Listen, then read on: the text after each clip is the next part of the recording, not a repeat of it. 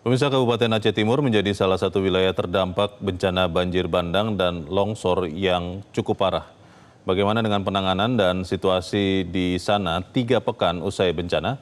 Kita terhubung dengan Bupati Aceh Timur, Iskandar Usman Al-Farlaki. Pak Iskandar, selamat sore. Ya, sore Mas Leonard. Ya, Pak Iskandar, sampai sekarang kurang lebih 3 pekan setelah banjir bandang, longsor, itu bagaimana keadaan di Aceh Timur, Pak? Ya, kita sampai 3 pekan ini baru bisa menembus salah satu kecamatan yang sebelumnya terisolir dan terdampak sangat parah, yaitu Kecamatan Simpang Jernih. Saat masuk ke Simpang Jernih itu kita harus melalui Kabupaten Aceh Tamiang dan Kota Langsa.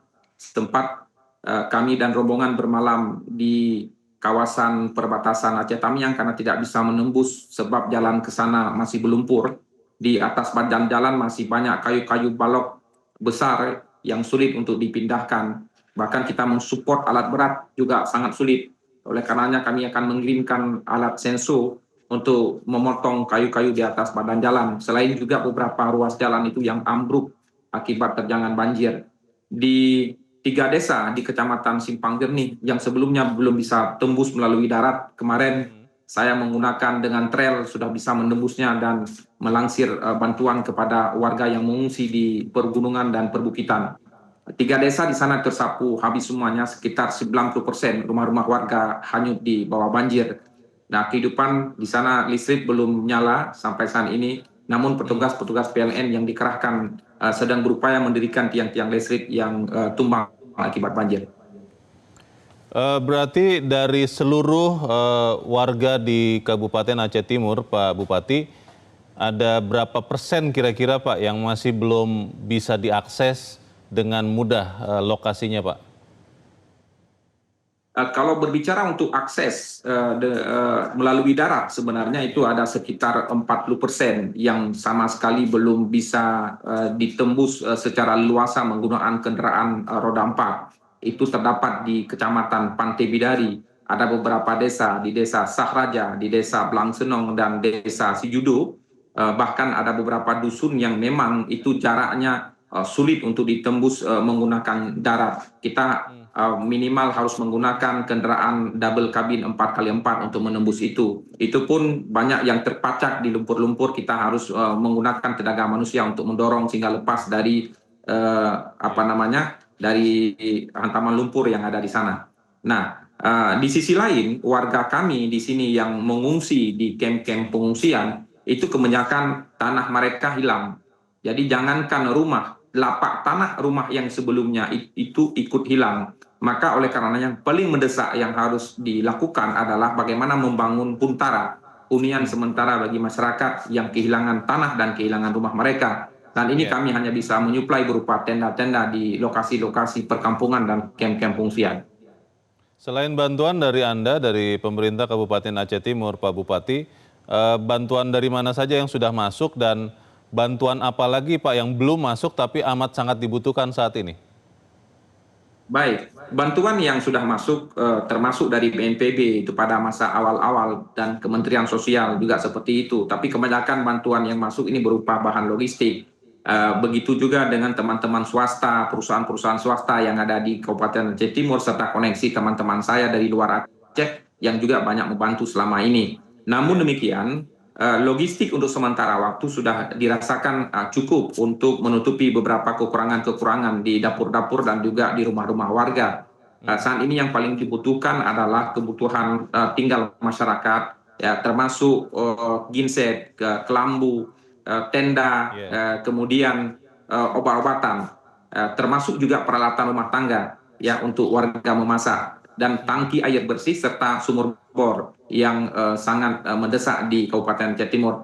Namun ada sedikit harapan karena kemarin ada kunjungan Kepala BNPB di tempat kami, walaupun tidak bertemu dengan saya karena saya sedang berada di kawasan pedalaman Simpang Jernih, tapi sempat melakukan video call menggunakan jaringan Starlink.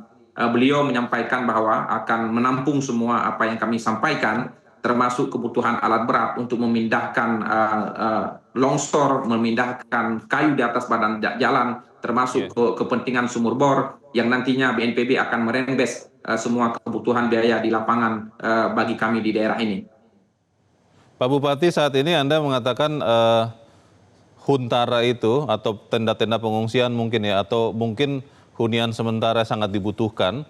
Apakah lahannya atau lokasinya memang sudah ada, Pak? Atau memang masih harus dibersihkan juga dari tumpukan lumpur atau bekas-bekas banjir bandang itu, Pak Bupati? Ya, ada 3 persoalan terkait dengan peruntukan huntara ini. Pertama, bagi warga yang lokasi tanah itu masih ada, itu harus dibersihkan karena banyak lumpur dan kayu-kayu. Ya, itu Ya. juga selain dibersihkan secara swadaya oleh warga di sana, itu membutuhkan dukungan dari kita pemerintah berupa alat berat.